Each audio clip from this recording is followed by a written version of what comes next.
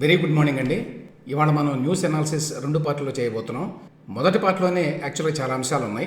అందులో ప్రధానమైంది పొత్తు విషయం ఇంకా పూర్తి కాలేదు ఢిల్లీలో, కానీ దాదాపుగా ఒక అవగాహనకు వచ్చారు అని చెప్తున్నారు. అంతేకాదు పొత్తు విషయంలో బీజేపీ వాళ్ళు చాలా సహకార వైఖరి అవలంబిస్తున్నారు, సహకార వైఖరితో ఉన్నారు అనేది సమాచారం. బహుశా ఇవాళ ప్రకటన రావచ్చు. ఇక టైమ్స్ నౌ వాళ్ళు ఎప్పుడు సర్వేలు వేస్తుంటారండి తరచుగా. సో కొత్త సర్వే వేశారు. అందులో గతంలో లాగానే ఇప్పుడు కూడా వైసీపీకి ఎంపీ సీట్లు 21 నుంచి 22 వరకు రావచ్చు. కూటమికి అంటే టీడీపీ, జనసేన, బీజేపీ కలిసి 3 నుంచి 4 మాత్రమే రావచ్చు అన్నారు. దీని వెనక కథ ఏంటి మాట్లాడుకుందాం. అలాగే వైసీపీ వాళ్ళు 11వ జాబితా రిలీజ్ చేశారు జగన్మోహన్ రెడ్డి గారు. కర్నూలులో మళ్ళీ కొత్త క్యాండిడేట్ వచ్చాడు. ఆ వివరాలు కూడా చెప్తాను. ఇక బీజేపీ వారు రాజ్యసభకి ఇన్ఫోసిస్ నారాయణమూర్తి భార్య సుధామూర్తిని నామినేట్ చేశారండి. బీజేపీ ఎన్నికల ముందు కరెక్ట్ మూవ్స్ ఎట్లా చేస్తుంది అనడానికి ఇది ఒక ఎగ్జాంపుల్. దాని గురించి కూడా చెప్తాను. ఇక జోగయ్య గారు కాపు సంక్షేమ సేనను రద్దు చేశారు. ఆ విషయం గురించి కూడా మాట్లాడదామండి. ఇవి కాకుండా ఇంకా చాలా ఆసక్తికరమైన అంశాలు ఉన్నాయి. మొదటిగా ఢిల్లీలో జరుగుతున్నటువంటి పరిణామాలు. 2 రోజులైంది టీడీపీ అధినేత చంద్రబాబు నాయుడు గారు, జనసేన అధినేత పవన్ కళ్యాణ్ గారు ఇద్దరు ఢిల్లీకి వెళ్ళి ఇవాళ 3rd డే యాక్చువల్గా. నిన్న కలవాల్సింది లాస్ట్ నైట్, కానీ మరి అమిత్ షా గారికి, జేపీ నడ్డా గారికి చాలా ముందస్తు కార్యక్రమాలు ఉండటం వల్ల కలవలేకపోయారు. దాంతో ఫైనలైజ్ కాలేదని చెప్పారు. కానీ సీట్ల వ్యవహారానికి సంబంధించి ఒక అవగాహనకి పూర్తిగా వచ్చారు. ఇందులో మెయిన్ పాయింట్ ఏమిటంటే టీడీపీ 140 అసెంబ్లీ స్థానాల్లో పోటీ చేయాలి అనేది ఒక క్లారిటీకి వచ్చారండి. అలాగే 17 లోక్సభ స్థానాల్లో టీడీపీ పోటీ చేయాలి, ఇది ఒక అవగాహన. మిగతా స్థానాలు బీజేపీ, జనసేన పంచుకోవాలి.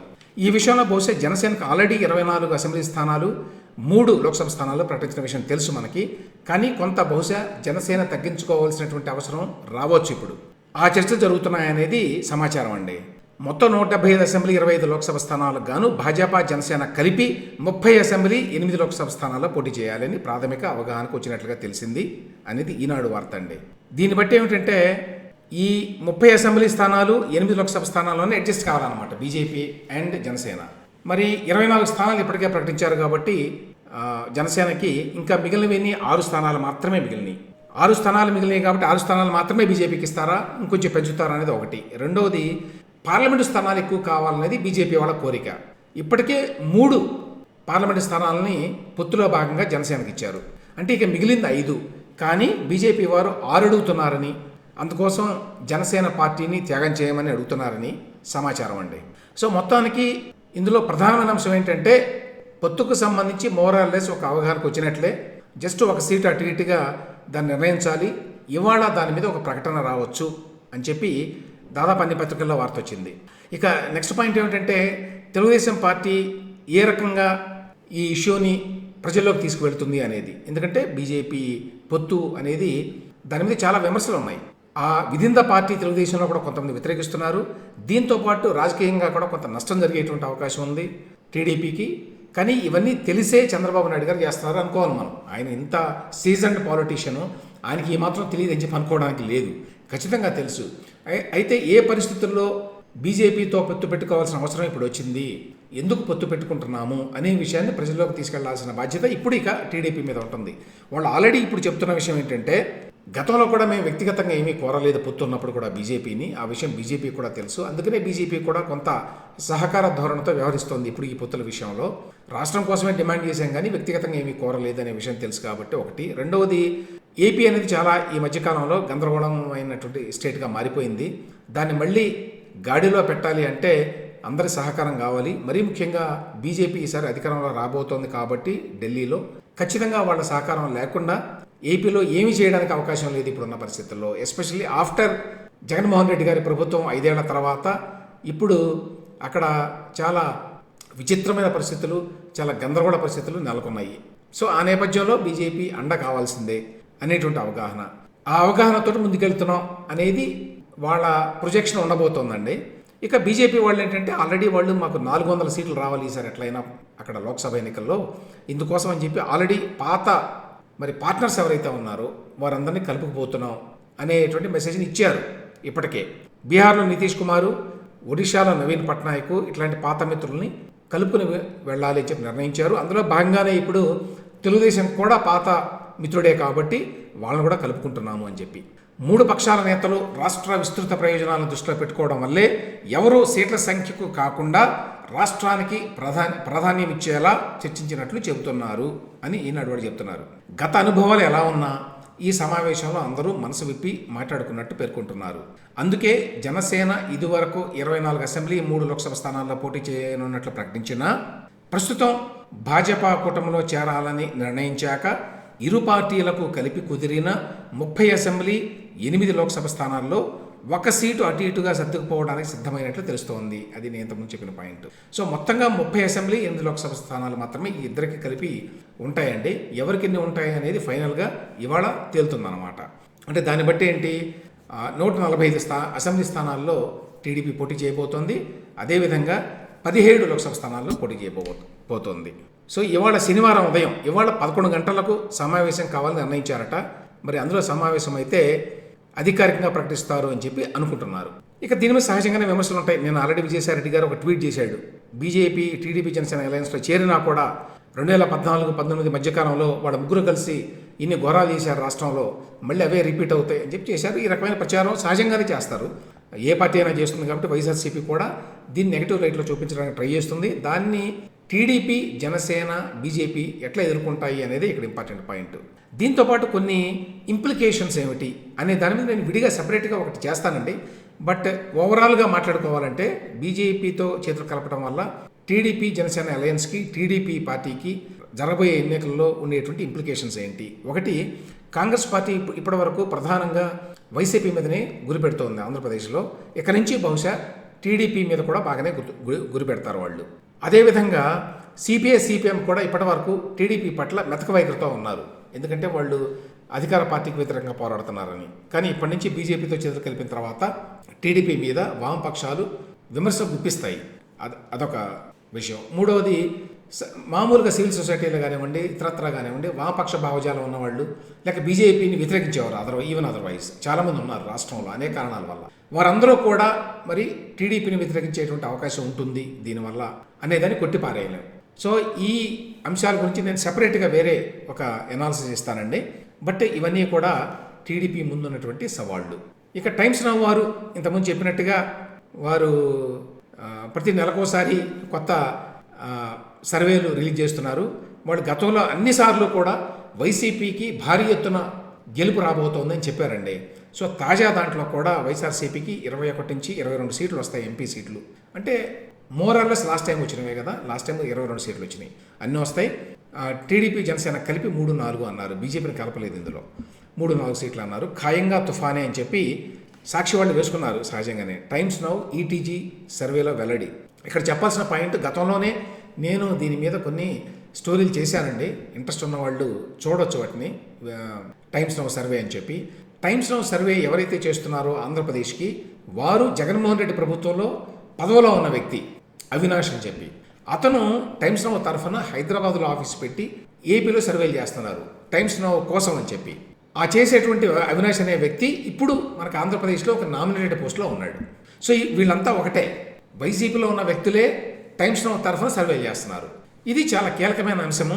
కాబట్టి దీని యొక్క క్రెడిబిలిటీ క్వశ్చనబుల్ అని చెప్పి నేను గతంలో కూడా చెప్పాను, ఇప్పుడు కూడా నా ఒపీనియన్ అదే. ఇక నిన్న 11వ జాబితా రిలీజ్ చేశారు జగన్మోహన్ రెడ్డి గారు. అసలు ఎన్ని జాబితాలు రిలీజ్ చేస్తారు, ఎన్ని డజన్ల జాబితాలు రిలీజ్ చేయబోతున్నారు ఎన్నికల ముందు అర్థం కావట్లేదు. 11 జాబితాలు ఎందుకు ఇప్పటికీ అయినా పూర్తి కాలా. ఇంకా 11వ జాబితాలో కూడా మొత్తం కలిపి ఒక 3 స్థానాలకు సంబంధించిన లిస్ట్ ఉందండి. అందులో ప్రధానమైనది ఏంటి, కర్నూలు లోక్సభ. బివై రామయ్య అనే ఆయన్ని కొత్తగా తీసుకొచ్చారు. ఇప్పుడు ఆయన కర్నూలు లోక్సభ క్యాండిడేట్గా ఉండబోతున్నారు వైసీపీకి. జగన్మోహన్ రెడ్డి గారు ఏమాత్రం కాన్ఫిడెన్స్తో లేడు ఈసారి అని చెప్పడానికి నేను గతంలోనే ఇవన్నీ ఉదాహరణలు చెప్పాను. ఇది లేటెస్ట్ ఎగ్జాంపుల్. కర్నూలుకి ఆల్రెడీ ఉన్నటువంటి ఎంపీ డాక్టర్ సంజీవ్ కుమార్ అనే ఆయన్ని తీసేశారు, నెంబర్ 1. ఓకే, ఆయన తీశారు, మరొకరికి ఇవ్వచ్చు, ఎందుకంటే అక్కడ మాకు సర్వేలో ఈయన గెలవడం లేదని తెలిసిందో, వాట్ ఎవర్ ఇట్ ఈస్. కానీ ఆయన తర్వాత రకరకాల పేర్లు వచ్చినాయండి. ఈ పేర్లన్నీ పోయి చివరికి ఇంతియాజ్ అహ్మద్ అని చెప్పి ఒక ఐఏఎస్ అధికారిని వాలంటరీ రిటైర్మెంట్ ఇప్పించి మరీ ఆయన్ని క్యాండిడేట్గా తీసుకుంటున్నామని చెప్పారు. మరి ఏమైందో తెలియదు, ఇంతలోకే ఆయన కూడా పోయాడు. ఇప్పుడు ఇంతియాజ్ అహ్మద్ కూడా పోయి కర్నూలు లోక్సభకి బివై రామయ్య గారు వచ్చారు. అదేవిధంగా అమలాపురంలో కూడా అంతే, అదే గందరగోళం. ఈ అమలాపురంలో రాబాక వరప్రసాద్ అని చెప్పి జనసేన తరఫున ఎవరైతే గెలిచారో రాజోల్లో ఆయన్ని పెడుతున్నారు. గొల్లపల్లి సూర్యారావు గారినేమో రాజోల్లో పెడుతున్నారట, ఎక్కడైతే రాబాక వరప్రసాద్ గెలిచాడో. యాక్చువల్గా రాజోల్లో సమన్వయకర్త రాబాక వరప్రసాద్ గత కొంతకాలంగా. మరి ఆయన హఠాత్తుగా ఇప్పుడు అమలాపురం లోక్సభకి మార్చారు. మళ్ళీ రాజోల్లో నేను ఉండాలని చెప్పి వరప్రసాద్ అడిగాడండి, అయినా కూడా అక్కడి నుంచి పంపించారు. అమలాపురంలో సిట్టింగ్ ఎంపీ యాక్చువల్గా చింతా అనురాధ అని ఆవిడ మీరు పోటీ చేస్తారు, మీరు ఉండండి అని చెప్పారట. కానీ ఇప్పుడు తాజాగా ఆమెను తప్పించారు, అక్కడ తప్పించి వరప్రసాద్ని పెట్టారు. సో ఆమె పరిస్థితి ఏమిటి తెలియదు. సో ఈ విధంగా ప్రతి లిస్టులో కూడా ఈ రకమైన మార్పులు చేస్తున్నారు అంటే మరి జగన్మోహన్ రెడ్డి గారికి కాన్ఫిడెన్స్ తగ్గింది అని చెప్పి అనుకోవాలి. ఈ మధ్య విశాఖ విజన్ అని చెప్పి ఒక మీటింగ్ పెట్టారు, మాట్లాడుకున్నాం. అందులో కోడికత్తి లాంటి ఒక భవనాన్ని విశాఖపట్నంలో కట్టబోతున్నటువంటి కొత్త సెక్రటేరియట్ అని చెప్పి జగన్మోహన్ రెడ్డి గారు ఆవిష్కరించారు అక్కడ. అయితే ఈ విజన్ విశాఖ పేరుతోటి మాట్లాడిన మాటలు మీరు కనుక వింటే అమరావతి మీద విమర్శలు చేసిన వాళ్ళంతా దాని మీద విమర్శలు చేయాలి యాక్చువల్గా. ఎందుకంటే ఆకాశ హరిమాలు కట్టడం, పెద్ద పెద్దవి 6 లేన్ రోడ్స్ అనడం, ఇట్లాంటివన్నీ మాట్లాడాడు జగన్మోహన్ రెడ్డి గారు. మరి పేదల పరిస్థితి ఏమిటి అని కదా అమరావతిలో మాట్లాడారు. కానీ ఇప్పుడు సీఎం జగన్మోహన్ రెడ్డి గారికి ఈఏఎస్ శర్మ అని చెప్పి మాజీ ఐఏఎస్ అధికారి, ఈయన చాలా సివిక్ ఇష్యూస్ మీద చాలా లేఖలు రాస్తారు, అందరికీ తెలుసు అనేక విషయాల మీద. ఆయన ఇప్పుడు లేఖ రాశారు. అదేమిటంటే రాష్ట్ర ప్రభుత్వం విడుదల చేసిన విజన్ విశాఖ ప్రణాళిక ప్రజల సమస్యలపై అవగాహన లేని ప్రైవేటు సంస్థతో తయారు చేయించినట్లు ఉందని విశ్రాంత ఐఏఎస్ అధికారి ఈఏఎస్ శర్మ అన్నారు అని చెప్పి విశాఖకి ప్రగతికి కారణమైనటువంటి వ్యవసాయం, పాడి, మత్స్య రంగాల గురించి ప్రణాళికలో ప్రస్తావించలేదు. అంటే మీ ప్రణాళికలు ఇవన్నీ లేవు. మురికివాడల్లో నివసిస్తున్న లక్షలాది మంది ప్రజలకు అవసరమైనటువంటి మరి ఇళ్ల పట్టాలు, విద్య, వైద్య సౌకర్యాలు ఇవన్నీ వీటి గురించి మాట్లాడలేదు. తీర ప్రాంతంలో మత్స్యకారుల గురించి మాట్లాడలేదు. సిఆర్జెడ్ నిబంధనల మేర కట్టడాలు ఉండాలి, ఇక్కడ పొల్యూషను నిబంధనల ఉల్లంఘన ఎక్కువగా జరుగుతోంది, దాని గురించి మాట్లాడలేదు. కాలుష్యాన్ని నియంత్రించడం గురించి మాట్లాడలేదు. స్థానిక సమస్యలను గుర్తించి పరిష్కార మార్గాలు చూపించిన ప్రణాళికతో ప్రయోజనం ఏంటి అని చెప్పి ఈ లేఖలో ఆయన రాశారండి. గమ్మత్ ఏమిటంటే ఆయన రాశారు బాగానే ఉంది, కానీ అమరావతిలో ఇటువంటి ఇష్యూల మీద విపరీతంగా గడమెత్తి మాట్లాడినటువంటి మేధావులు, హక్కుల సంఘాల నేతలు, ఇట్లాంటి వాళ్ళందరూ ఎవరూ కూడా విశాఖపట్నంలో ఈయన మాట్లాడిన మాటల గురించి మాట్లాడాల. ఇక ఎన్నికల ముందు ఎస్పెషల్లీ వైసీపీ వారు చాలా చీప్ క్యారెక్టర్స్ని రంగంలోకి దించి మాట్లాడిస్తారండి. మొత్తం రాజకీయ వాతావరణాన్ని కలుషితం చేసేటువంటి వ్యక్తులు, ఏమాత్రం స్థాయి లేని వ్యక్తులు. తాజాగా పోసాని కృష్ణమురళి అని చెప్పి ఈ చేత బండబూతులు మాట్లాడే వ్యక్తి కదా, ఇతనికి ఏపీఎఫ్డీసీ చైర్మన్ అనే పదవి ఇచ్చారు. ఎవరైతే బండబూతులు బాగా తిడతారో వాళ్ళందరికీ పదవులు ఇచ్చారు. అందులో ప్రముఖుడు పోసాని కృష్ణమురళి. అతను నిన్న రంగంలోకి దించి ఈయన కొత్తగా చెప్పిన విషయం ఏంటో తెలుసా మీకు? రంగాను చంపిన బాబుకు ఓటేయాలా పవన్. ఇప్పుడు ఏంటంటే జనసేన ఓట్లు పవన్ మద్దతుదారులు, పవన్ సానుభూతి పరులు, లేక కాపు సామాజిక వర్గంలో ఉండే ఓట్లు ఏవి కూడా తెలుగుదేశం పార్టీకి రాకూడదు అని చెప్పి విశ్వ ప్రయత్నం చేస్తున్నారండి. అందులో భాగంగా చాలామంది కాపు నాయకులను దించి మాట్లాడించారు. అవి సరిపోవడం లేదని చెప్పి ఇదిగో ఇప్పుడు కమ్మ సామాజిక వర్గానికి చెందినటువంటి ఈ చిల్లర స్థాయి నాయకులు అనమాట. పోసాని కృష్ణమురళిని ఒక రాజకీయ నాయకుడని అనాలో లేదో కూడా తెలియదు, అతన్ని దించి మాట్లాడించారు. రంగాను చంపిన బాబుకు ఓటేయాలా అంటే రంగాను చంపినట్టు తేల్చాడు అనమాట కృష్ణమురళి.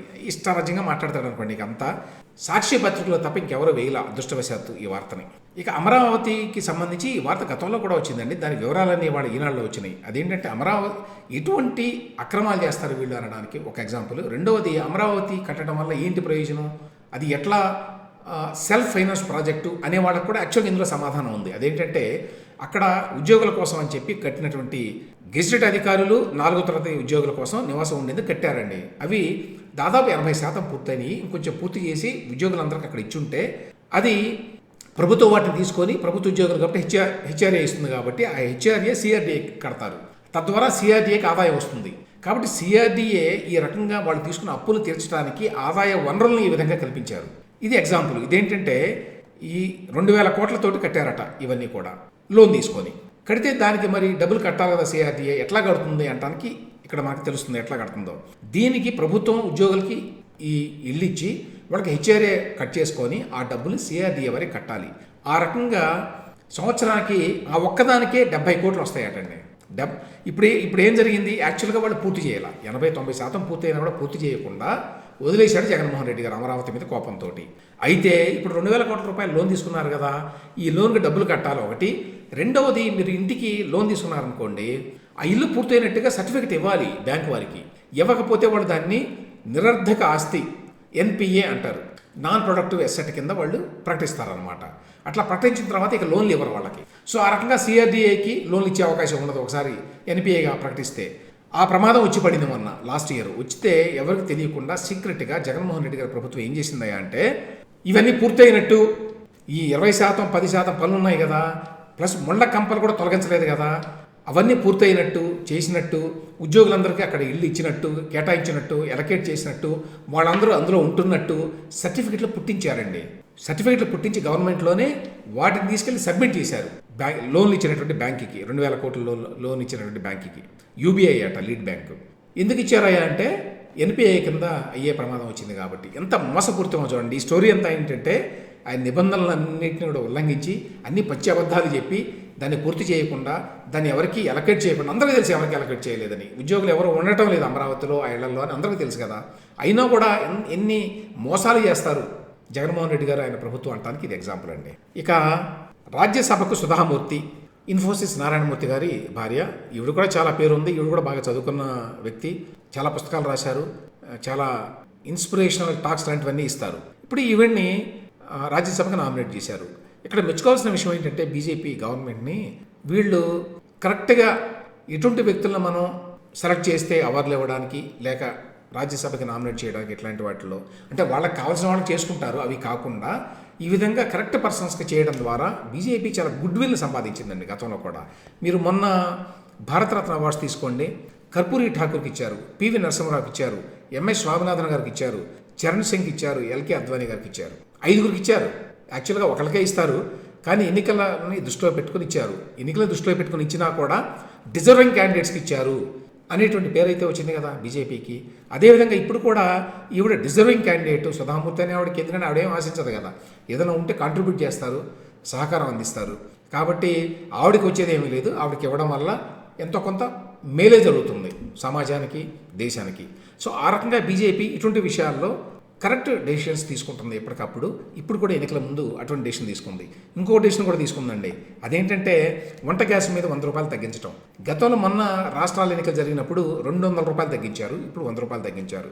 ఇది పూర్తిగా అంటే మహిళా దినోత్సవ కానుక అని చెప్పి ప్రధాని గారు ప్రకటించారు, కానీ ఇది ఎన్నికల దృష్టిలో పెట్టుకుని చేసిందే. ఎందుకంటే ఎక్కువ ఇంపాక్ట్ ఇచ్చేది ఏదో బాగా తెలుసండి బీజేపీకి, నరేంద్ర మోదీ గారికి. వంట గ్యాస్ మీద తగ్గిస్తే వెంటనే చాలా పాజిటివ్ ఫీడ్బ్యాక్ వస్తుంది, పాజిటివ్ వైబ్స్ వస్తాయన్నమాట జనాల మధ్య తరగతులు. దాన్ని దృష్టిలో పెట్టుకొని మరి తగ్గించారు. ఖచ్చితంగా దాని ఇంపాక్ట్ ఉంటుంది రాబోయే ఎలక్షన్స్లో.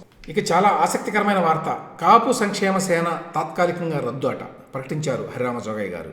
ఏమని చెప్తున్నారంటే, పవన్కు సలహాలు ఇవ్వడం నాకు శాపంగా మారింది, జన సైనికులు కొందరు అమర్యాదగా మాట్లాడుతున్నారు, ప్రజారాజ్యాన్ని కాంగ్రెస్లో కలిపేయడంతో చాలా నష్టపోయాం, మళ్ళీ ఆ పరిస్థితి రాకూడదని ఈ నిర్ణయం.